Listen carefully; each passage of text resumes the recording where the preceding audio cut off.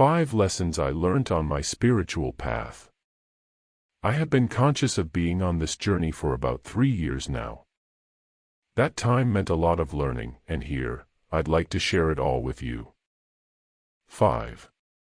The deeper you go, the darker it gets. The start is always bright, bubbly, and magical. That's what attracts us all. But then, wait for the fall.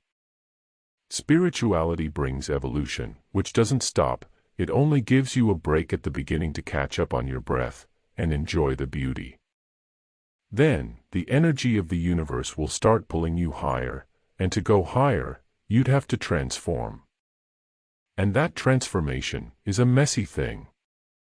The stuff that you need to work on to elevate starts coming to the surface, like the toxic relationships you may have, the unresolved issues, and the job that pays the bills is killing you inside. All these things start coming to surface, one after another. It is not to destroy you, but to help you to get where you're supposed to be. To serve your soul mission. 4. There's no end to our learning and evolution. So once you get on this journey, and become aware of it, you'll start noticing that your learning only increases. It doesn't cease nor stops.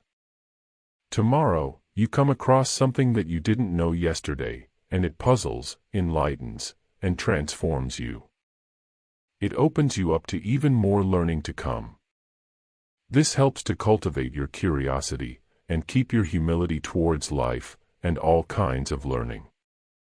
3. Don't expect a guru to change you. You should look to spiritual leaders for inspiration, but take care not to idolize them, and put their message ahead of your own path. We cannot look to our mentors as our source of power.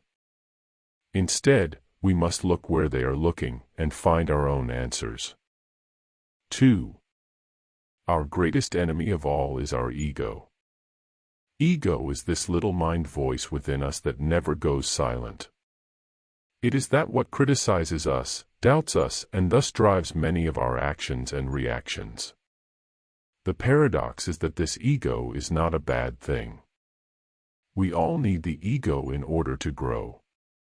But we need to learn how to work and communicate with it. On that note, the best way to approach one's ego is to acknowledge it, and accept its existence, but deny its power. 1. There's no one way to spirituality. So we'd have people who derive their practices from religions, such as Buddhist and Hindu masters, the Jewish, Christian, or Muslim teachers. They all believe that their way is the way.